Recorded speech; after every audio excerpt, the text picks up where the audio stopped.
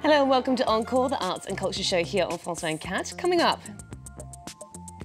he's been dubbed the jazz great with the panache of Duke Ellington and a voice like raw silk. Masterful vocalist and pianist Freddy Cole has been captivating listeners for over 50 years. He joins me in the studio to talk about his career and stepping out of his brother Nat King Cole's shadow. Plus, it was a story that captured the world's attention as a film about the rescue of 33 Chilean miners in 2010 is made. We speak to French actress Juliette Binoche about bringing the tale to the big screen. And ever been told you look like a celebrity? Well, there could be a lucrative profession in it. We meet the photographer turning doppelgangers into an art form. All that and more still to come, but first, let's go meet today's guest.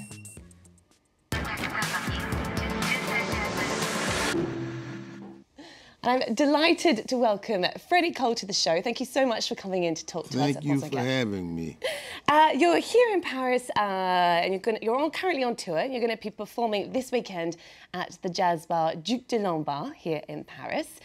You've been playing the piano since you were really young, 5 or 6 years of age.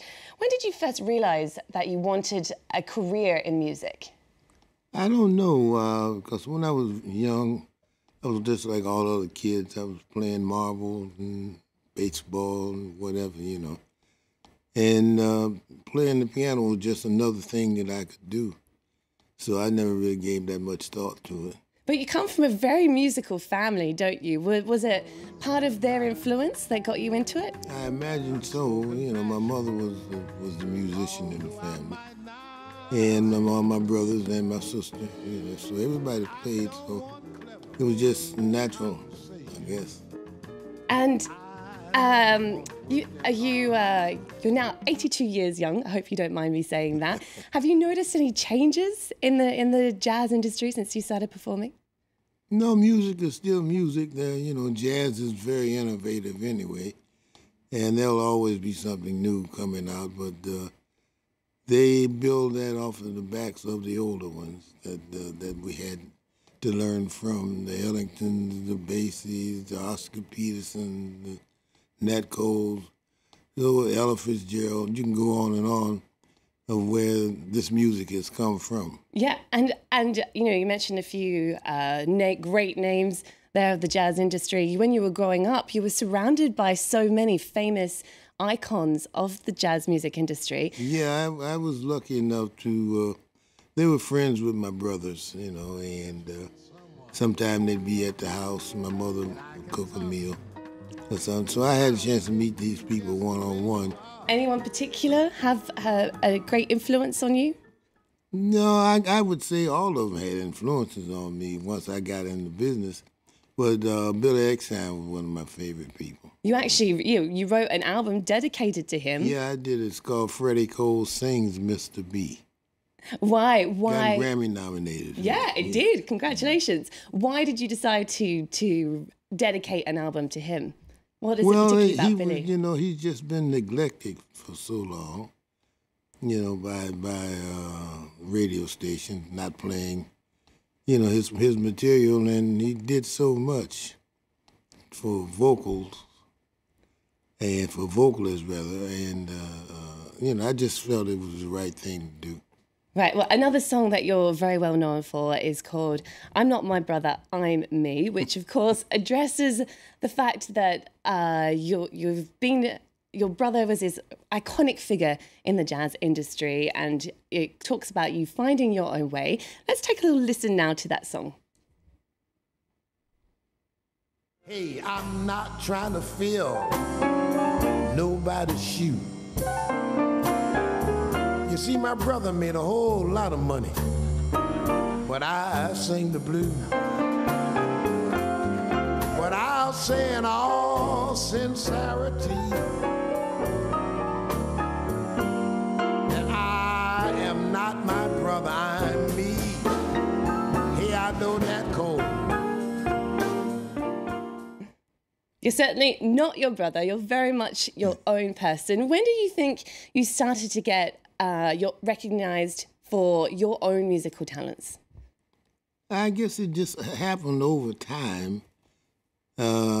you know, because that's one achievement that is hard to come upon, is to get the respect of your peers. Mm-hmm.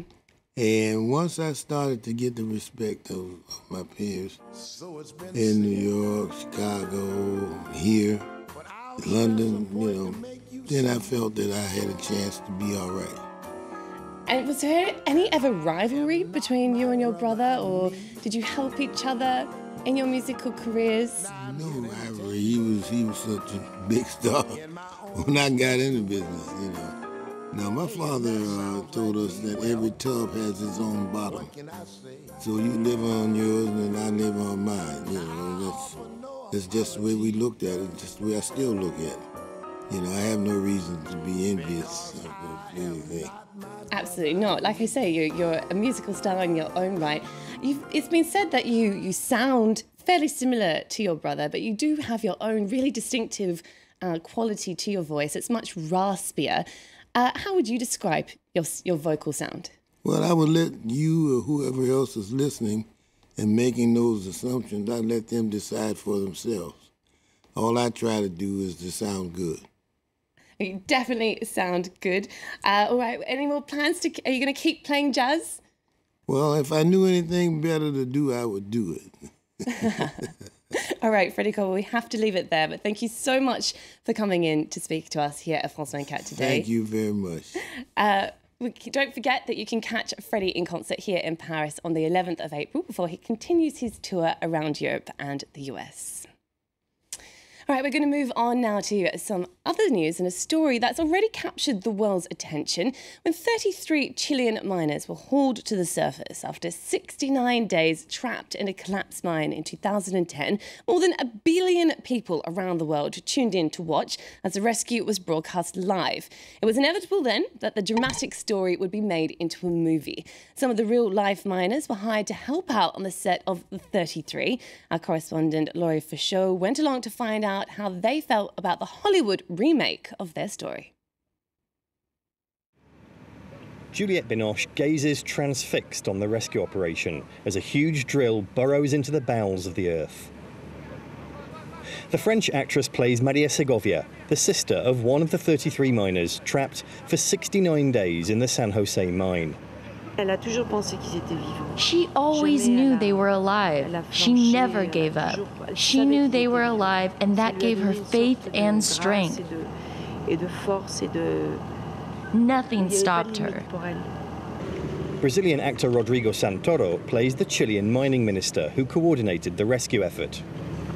It's not about being a minister. It's about being very optimistic, to never give up until the end. Rounding out the all-star cast is Antonio Banderas. The Spanish actor plays the lead, and his parts were mainly filmed in Colombia. But back in Chile, the real-life heroes of the story haven't been forgotten. Some of the 33 miners have been hired to help out, like Dario Segovia, Maria's brother. I don't know how to explain it. It's like a dream for me, for all my fellow miners and Chilean people. Hollywood is making a movie about us, and in Chile. Está actuando Juliette Binoche, tu hermana. Juliette Binoche is playing your sister. What do you think of her acting? Wonderful. I saw her playing my sister, and she does it really well. Of course they don't look like each other, but it's wonderful the way she takes on the role of my sister. Juliette Binoche is hoping the film will not only bring the tragic story to the big screen, but will draw attention to current mining conditions in Chile. Now, some of the laws have improved in big mines, but that's not the case in the smaller ones. Miners' working conditions are still very precarious, and that's not normal in such a rich country as Chile. The 33 is a Hollywood drama that's part fiction, part reality. Now, has anyone ever told you that you look a little bit like a celebrity? No? Well, some people say I look a little bit like Jennifer Garner, maybe a bit of a stretch. But one woman who's turning doppelgangers into an art form is a photographer, Alison Jackson, as Miriam Saab explains. Victoria Beckham's trademark pout, designer furs, and what's arguably her most coveted accessory of all, footballer David Beckham. The cameras follow the jet-set pair to Heathrow Airport in London. It's during a run-in with actor George Clooney that the flashbulbs go into overdrive for the A-list photo op. Hold on, look closely. Are they the real deal? Confused, so are these hotel guests who had to do a double take. That's because the celebrity lookalikes have got the act of imitation down to a fine art. Behind the shutters is contemporary artist Alison Jackson. I like shooting through a window so that it accentuates the kind of voyeuristic nature of what I'm doing. Capturing the cult of celebrity is all in a day's work for the British photographer. Jackson's stage pictures take us into the private world of public figures, like Francois Hollande and Angela Merkel bonding over breakfast, and Obama indulging in a solitary smoke on a park bench. One of the artist's favourite subjects to photograph is the British royal family. If you're a celebrity and you have your image on the front cover of a magazine, you know, that's money. You make a lot of money, and I'm interested in how that mechanism works and how we like to believe it. We want to believe every word is true. I'm trying to deconstruct what the publicity industry and the media industry have constructed. For fake George, Victoria and David, it's more than a career, it's a calling. It's been our real work for 15, 16 years now, our full-time job. We've done so many things all over the world with Alison. We have drawn huge crowds of people before. The Duchess of Cornwall. Here you have life imitating art, so which one is the real Camilla? The fake, this one. Well, if journalism doesn't work out, perhaps I have a fallback plan. Right, that brings us to the end of today's show. You can get more on all the stories we've mentioned today and watch our interview with Freddy Cole again on our website. Please also get in touch with your questions and comments on our social networks. Until next time, Culture Vultures.